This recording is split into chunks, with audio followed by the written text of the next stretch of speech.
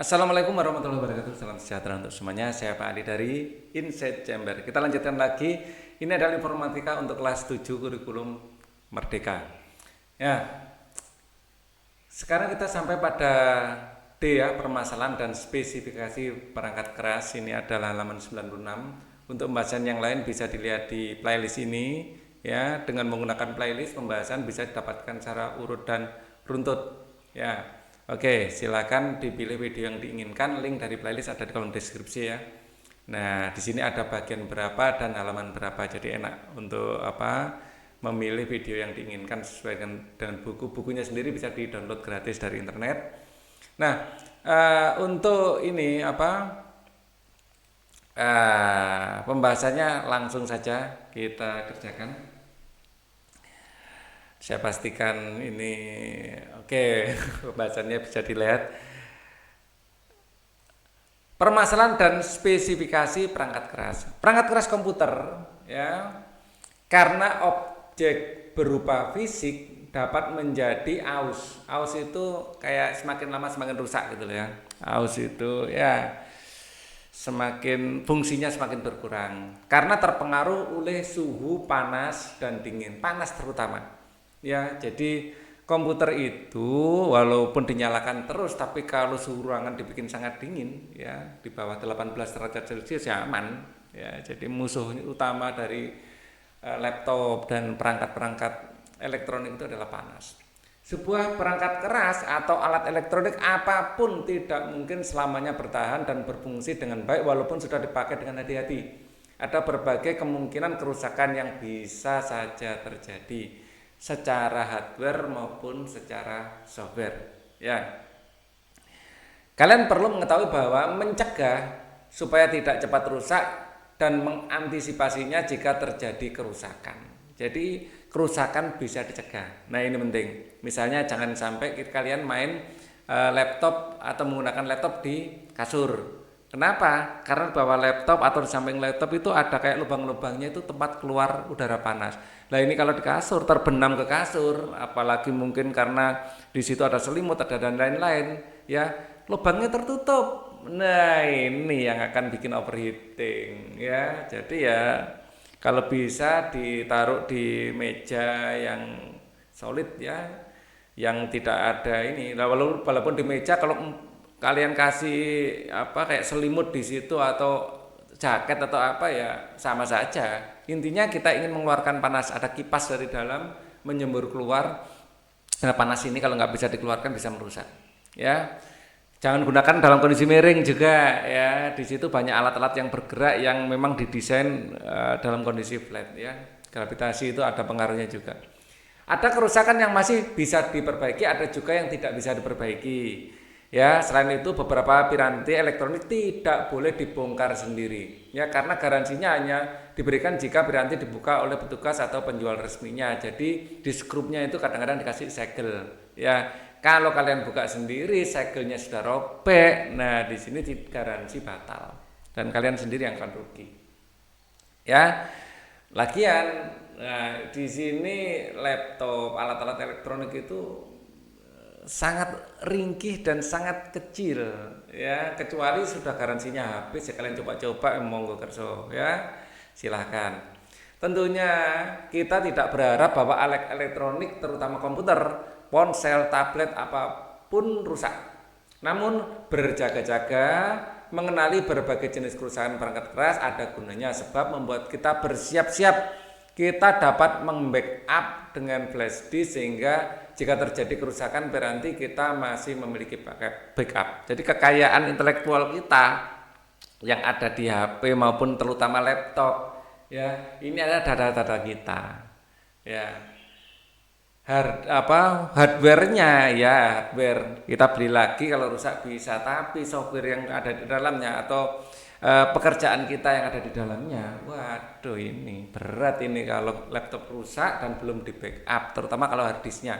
Kalau harddisknya masih bisa dicabut, ditancapkan ke tempat lain, di backup bisa ya oke. Tapi kalau enggak, nah ini berat. Jadi biasakan kalian kalau kerja, nah ada flash disk atau harddisk eksternal seperti ini, ya Pak Ali kerja selalu di backup seperti ini. Jadi kalau ada apa-apa datanya masih tersimpan di sini. Ini hard disk eksternal. Kapasitasnya besar dan harganya relatif murah ya. 1 tera itu sekarang mungkin sudah murah. Kita lanjutkan. Ayo lakukan aktivitas SKK707U, permasalahan pada perangkat keras. Sekarang dengan melakukan pencarian informasi di internet ya, kita nanti browsing sama-sama ya. Diskusikan pertanyaan berikut dengan teman kalian. Pilih jawaban pertanyaan paling tepat dari diskusi dan catat di lembar kerja siswa. Nanti kita juga akan menggunakan keyword ya, di sini jawaban ya. Bagaimana cara menemukan solusi HP laptop yang mengalami hang, tiba-tiba diam tidak berfungsi seperti biasa? Jika fasilitas tersedia, carilah informasi untuk mengatasi komputer dan HP nge-hang. Kata kunci apa yang kalian gunakan untuk mencari ya. Jadi di sini ada kata kunci yang kita perlu ketikkan di sini nanti. Kita mulai dari yang pertama dulu. Pernahkah kalian melihat sebuah alat elektronik misalnya televisi atau laptop yang saat dinyalakan tidak berfungsi seperti biasa? Carilah informasi tentang berbagai kemungkinan elektronik atau komputer tidak menyala. Nah, ini kemungkinan tidak menyala ya. Carilah informasi tentang berbagai kemungkinan alat elektronik atau komputer tidak menyala. Tidak menyala, ini pengalaman Pak Ali. Yang pertama itu biasanya koneksi kabel power putus. Ini sederhana tapi pernah terjadi ya, koneksi kabel power putus. Kabel power putus. Ya. Ini terutama kalau komputer ya. Jadi ada kabel yang menuju ke ini CPU kita. Nggak nyala, kita bingung ternyata kabelnya koneksinya putus, nyodor ces sudah bisa. Ya, atau stafol bermasalah.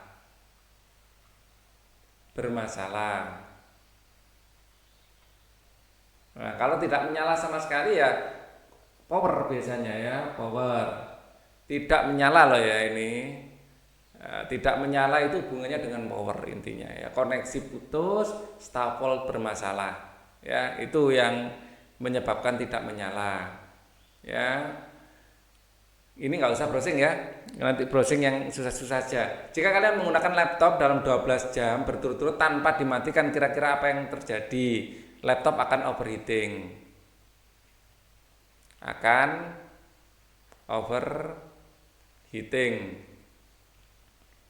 Atau terlalu panas. Kecuali suhu ruangan dingin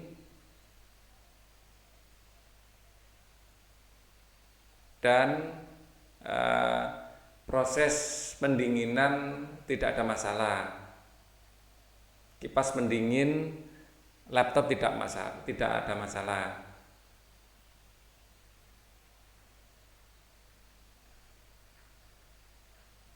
Tidak ada masalah.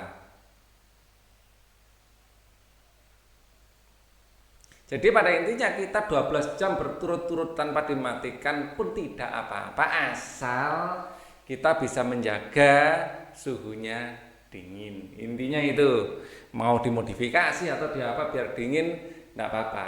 Atau servernya Google 24 jam tidak pernah mati, itu api pendinginnya sangat bagus. Atau Pak Ali pernah ke servernya Telkom ya, itu pendinginnya jos itu di dalam itu di bawah 18 derajat Celcius. Kalau nggak pakai jaket bisa masuk angin di sana. Itu nggak pernah mati. Kalau mati ya telekomunikasi kita mati toh. Nah, tapi nggak apa-apa, dingin ya kan. Nah, pernahkah kalian melihat berbagai smartphone ya, atau bagian belakang smartphone yang menggelembung? Apa penyebabnya? Cari informasi baterai menggelembung dengan manfaat mesin mencari lain. Kalau kita cari ya, pakai mesin cari baterai menggelembung, itu aja keywordnya ya. Untuk yang ini jawabannya mungkin ya. Jawabannya ini nggak usah ya, kita jawab di sini aja.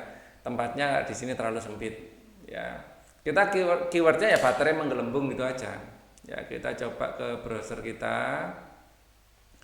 Nah di sini baterai menggelembung.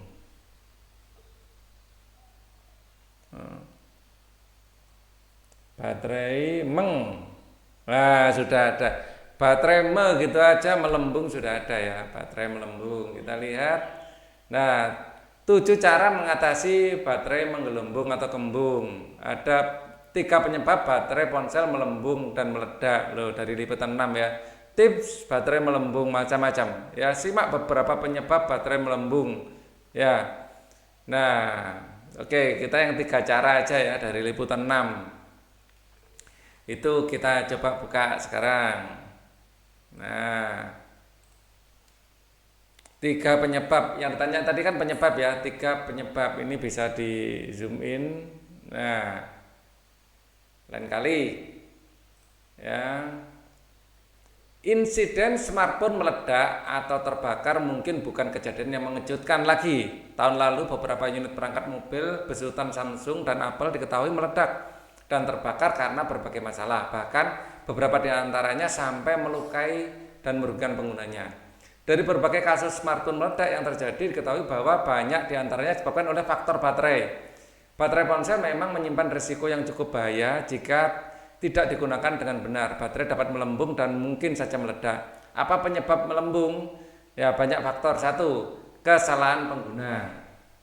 Ya, penggunaan secara berlebihan, penggunaan ponsel berlebihan seperti yang terlalu lama menelpon, bermain game dan sebagainya akan menyebabkan suhu baterai meningkat karena harus bekerja ekstra. Hal ini turut menjadi penyebab utama melembungnya baterai.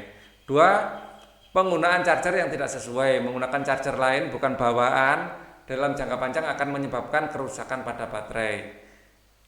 Kemudian jadwal charging yang tidak beraturan, hal ini bisa berdampak buruk pada umur baterai gadget dan membuatnya cepat melembung. Nah ini bisa kita jadikan ya, faktor pertama kesalahan pengguna.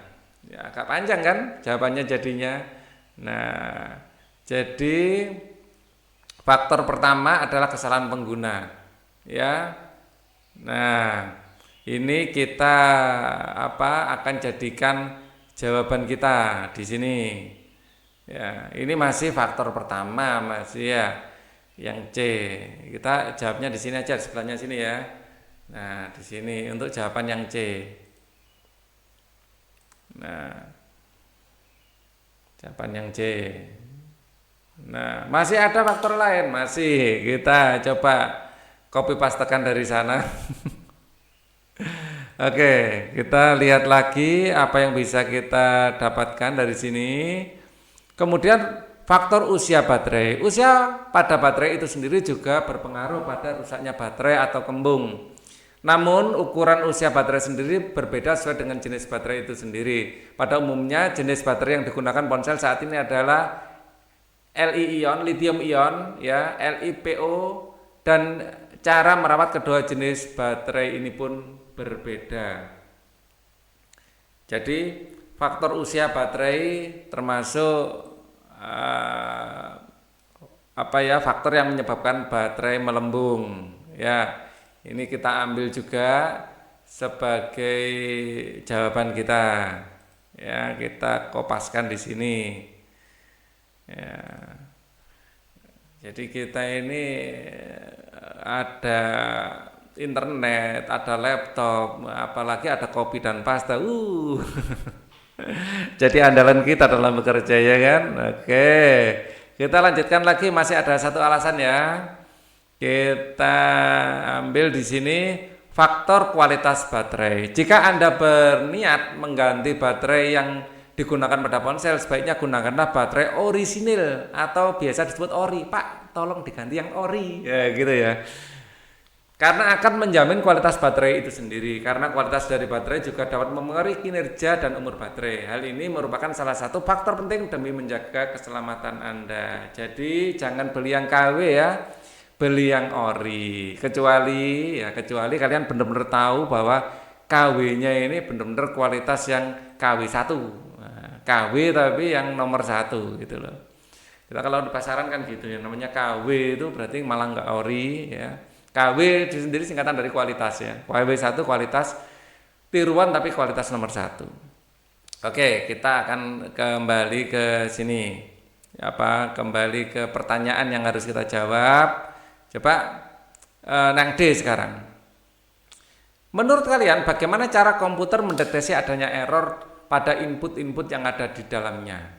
Nah, jadi ini akan kita jawab ya. Bagaimana cara komputer mendeteksi adanya error pada input-input yang ada di dalamnya? Kita gunakan Google lagi ya, karena memang diminta seperti itu. Apa tadi soalnya? Cara komputer mendeteksi error pada alat input, ya gitu aja ya, output. Ya. Cara komputer mendeteksi error pada alat input output. Ya, cara komputer mendeteksi. Nah, sudah ada yang ngetikkan ini, sudah ada yang nyari. Jadi Google ini ada kecerdasan buatan juga ya. Jadi kita ngetik itu sudah ada orang yang nyari. Nah, ini dari Brainly, andalan kita ya. Jawaban komputer akan menimbulkan suara atau bunyi pip untuk mendeteksi error. Ini bukan cara komputer mendeteksi error ya. Ya cara kita tahu bahwa ada error ini. Komputer sendiri software yang akan bekerja sebenarnya. Coba kita cari jawaban yang lebih maknyus. Kunci jawaban. Ada kunci jawaban ya. Bagaimana cara? Nah, ini coba. Nah, ini small id. Nah, wow, ada kunci jawabannya.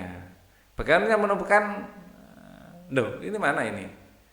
Yang terdapat alat masukan dan keluaran menggunakan proses pengiriman data. Disitulah ada mekanisme untuk mengecek apakah data yang dikirim dengan ya ada software untuk mengecek ya. Cuman ini jawabannya masih kurang sip. Ini coba contoh input output arsitektur komputer. Ini coba dari Tribun jawabannya bagus enggak ini? Nah, di sini kita sambil neliti ya mana jawaban yang bagus ini. Nah, mana jawabannya? Menurut kalian bagaimana cara komputer mendeteksi adanya error? Yang D. Mungkin di halaman selanjutnya ya kita baca. Ini tampil ya, oke. Valid, pastikan kalau jawabannya tampil di situ.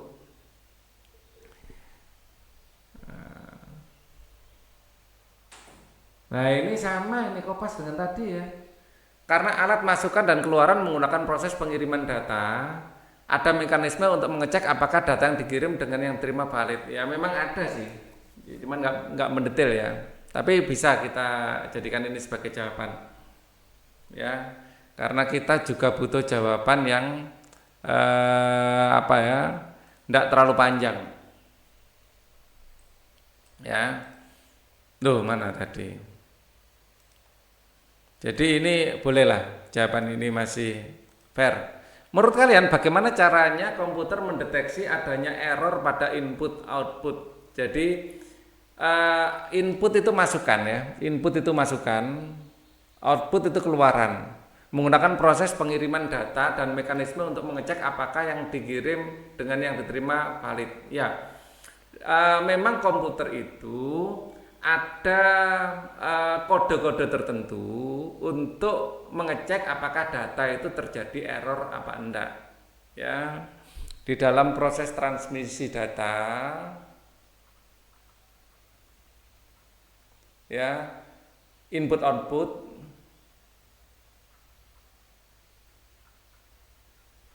ya sama ya, ada mekanisme ya, ada mekanisme yang ya mengecek apakah data data ya yang data tidak terkorupsi atau data valid ya. Jadi di bagian depan headernya atau di bagian belakangnya itu ada mekanisme itu dalam bentuk digital ya, kode 0101 gitu yang akan diverifikasi ya, apakah ini bisa apa enggak. Kadang-kadang kan kita nancapkan USB gitu, tiba-tiba ada muncul error USB tidak terdeteksi seperti itu ya. Jadi kayak memang ada komunikasi antara komputer dan alat itu ya. Komunikasi ini memastikan bahwa alat siap untuk transfer atau transmisi data. Dalam proses transfer atau transmisi data itu pun ya ada mekanisme ya, mekanismenya memang sangat mendetail ya untuk mengecek. Pada intinya itu ya, nggak usah terlalu panjang, ini sudah cukup padat jawabannya. Bagaimana cara menemukan solusi HP atau laptop yang mengalami hang, tiba-tiba diam, tidak berfungsi seperti biasa? Jika fasilitas internet tersedia, carilah informasi mengatasi komputer dan HP yang menghang. Kata kunci apa yang digunakan untuk informasi tersebut? Kalau hang biasanya kita masuk ke ini ya, kita masuk ke safe mode. Kita bisa restart dan masuk ke save mode. Terus kemudian kita masuk ke operation system dasarnya dan ya menyalakan komputer dengan OS dasar.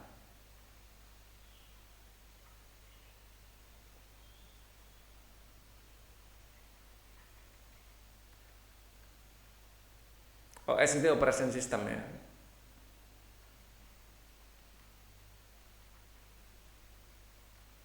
Nah, tapi di sini kita juga diminta untuk ngecek juga di internet cara mengatasi komputer hang. Coba ya kita cek. Karena yang diinginkan seperti itu kita. Oh iya, ini tadi belum tak tunjukin. Maaf, tadi masih ngeblank ya. Yang E ini adalah ya, yang D. Menurut kalian bagaimana cara komputer mendeteksi adanya error? Ini tadi ya, dalam proses input output ada mekanisme yang mengecek apakah data valid ya. Ini yang Pak Ali tuliskan. Mohon maaf tadi belum tak tunjukkan ininya malah. Ya, dan ini bagaimana cara menemukan solusi HP atau laptop yang mengalami hang tiba-tiba? Ya, kita bisa restart dan masuk ke safe mode. Ya, dan menyalakan komputer dengan OS dasar ya. OS itu operating system. Ini Pak Ali tuliskan pakai tulisan tangan warna merah itu. Terus coba kita sekarang masuk ke mode ini, browser lagi. Maaf tadi belum saya rubah ke sini. Oke, kita masuk ke browser lagi. Kita akan masukkan keyword kita, yaitu cara mengatasi komputer hang ya. Oke. Nah ini cara mengatasi komputer hang. Mengatasi komputer hang. Nah ini sudah ada yang nyari nih. Ya di sini. Diamkan sesaat. Salah satu cara ketika laptop hang adalah dengan mendiamkan beberapa saat. Jangan tekan apapun, tekan Ctrl Shift Escape, periksa perangkat, tutup, buka laptop, tekan Win Ctrl Shift B, matikan laptop. Ya. Nah, di sini ya. Ada 7 cara kita masuk ke sini. Nah, ini sudah komplit dengan penjelasannya. Jadi yang Pak Ali sampaikan tadi kan global ya. Ini penjelasannya, kita baca sama-sama. Cara mengatasi komputer hang, diamkan sesaat. Salah satu cara ketika laptop hang adalah dengan mendiamkannya beberapa saat. Cara ini biasanya akan berhasil karena memberikan laptop waktu untuk mengejar dan menyelesaikan pekerjaannya. Dikutip dari laman ASKVG, laptop hang biasanya karena program aplikasi mengambil terlalu banyak RAM dan sumber daya CPU yang membuat seluruh sistem tidak responsif. Untuk itu, tunggulah laptop selama 5-10 menit. Sebagai solusi terbaik untuk laptop memperbaiki sendiri secara otomatis. RAM itu Random Access Memory, singkatannya ya. Kalau CPU Central Processing Unit. Jangan tekan tombol apapun nih, biar tidak tambah hang ya. Kebanyakan orang akan terus mengklik dan menekan tombol secara acak ketika laptop mereka macet. Hal ini membuat kesalahan yang justru menambah beban pemrosesan dan memperburuk keadaan. Anda harus bersabar menunggu beberapa menit hingga laptop berfungsi kembali. Tekan Ctrl Shift Escape. Jika menunggu ternyata tidak membantu dan Anda perlu Ctrl Shift Escape secara bersamaan, gunanya untuk memunculkan Task Manager. Ya, Ctrl Shift Escape ya, Task Manager. Nantinya Anda bisa mengetahui proses mana yang menghabiskan sumber daya CPU dan jumlah RAM yang tertinggi. Anda bisa memilih End Task button untuk memperhatikan proses sedang berjalan sehingga laptopmu dapat bekerja. Nah, yang Pak Ali berikan tadi kalau sama sekali sudah nggak bisa bekerja, ya kita masuk ke mode save mode, kita masuk ke operation system, terus kita install lagi Windows-nya. Itu yang Pak Ali ingin sampaikan tadi ya. Jadi kalau memang sudah nggak bisa, ya kita install ulang Windows. Ini langkah terakhir ya. Restart, masuk ke save mode dan install ulang Windows. Install ulang Windows. Ya, ini kalau kita punya installernya. Kalau nggak punya ya kita bawa ke teknisi aja, paling aman sudah. Tapi untuk hang secara umum, nah yang disampaikan di sini itu paling setuju sekali, ya. Nah, jadi kadang-kadang kita itu melakukan kesalahan lebih buruk. Sudah hang kita waduh kayak ngamuk gitu ya. Kenapa sih ini ya tek tambah lebih banyak yang dipikirkan laptopnya atau komputernya. Oke. Sekarang soal terakhir kita akan bahas di video ini. Ayo lakukan ya aktivitas berpasangan sekarang. Aktivitas SK-K708U pemilihan spesifikasi komputer sesuai kebutuhan. Oke, pastikan kelihatan ya. Oke, kelihatan ya. Kalau kurang besar nanti Pak Ali zoom in. Kasus Joko berprofesi sebagai editor video. Dia editor video loh ya. Kalau editor video ini butuh VGA yang bagus, ya VGA card yang bagus. Editor biasanya melakukan editing video yang memiliki file besar dan melakukan pemrosesan video rendering yang lama.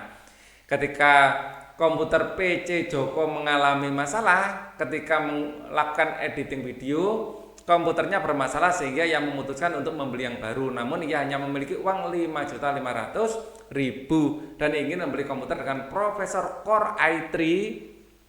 Ya, ini agak lama ya i3 sudah ya. Ada beberapa toko dan ia bingung harus membeli yang mana. Untuk itu ia meminta bantuan kalian untuk membantu membuat keputusan. Joko mendapat brosur dari 4 toko penjual dengan sebagai berikut. Ya, ini harganya beda-beda.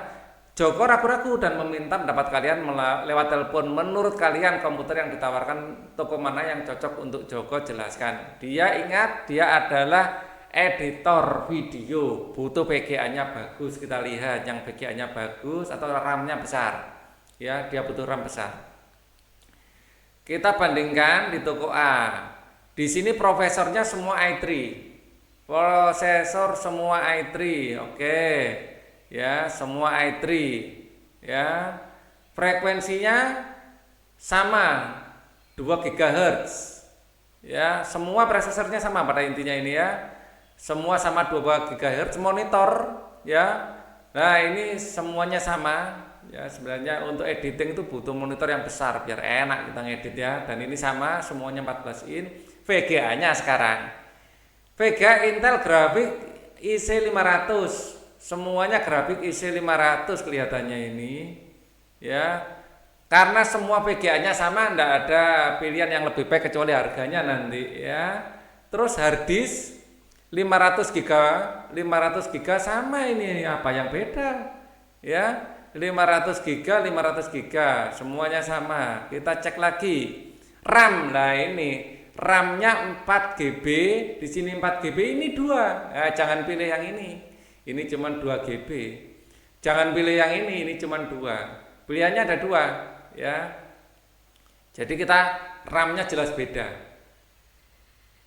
DVD-RW semuanya ada DVD-RW ya.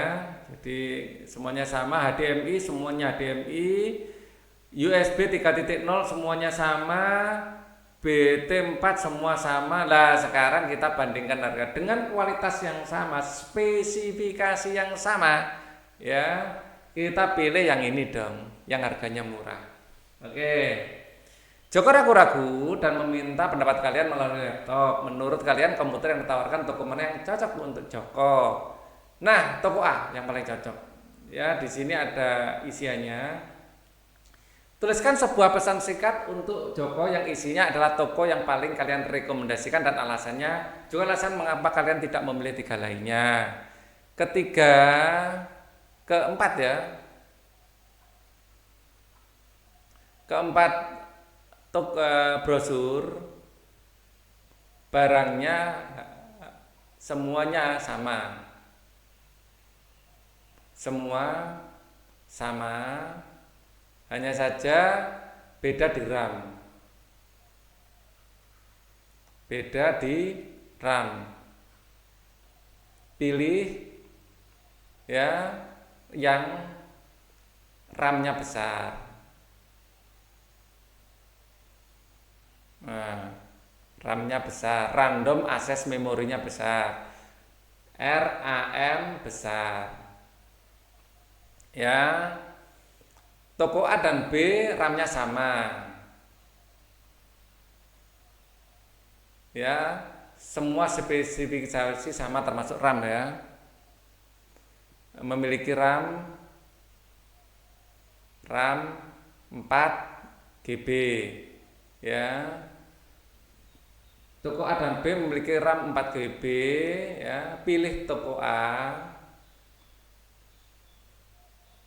ya. Karena harganya lebih murah. Dengan spesifikasi yang sama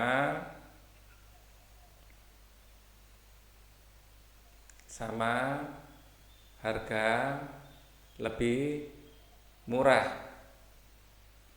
Nah, dalam prakteknya enggak seperti ini ya, kita WA ya. Pilih yang A bro, spek sama, harga lebih murah gitu aja. Pilih yang 4 RAM, yang RAM 4, spek sama, hanya beda di RAM gitu ya. Jadi kalau kita WA ya enggak sekaku ini ya. Toko A aja bro, RAM-nya besar dan harga lebih murah gitu aja. Ya, jadi kalau kita dalam dunia nyata ya nggak seperti ini juga ya. Oke.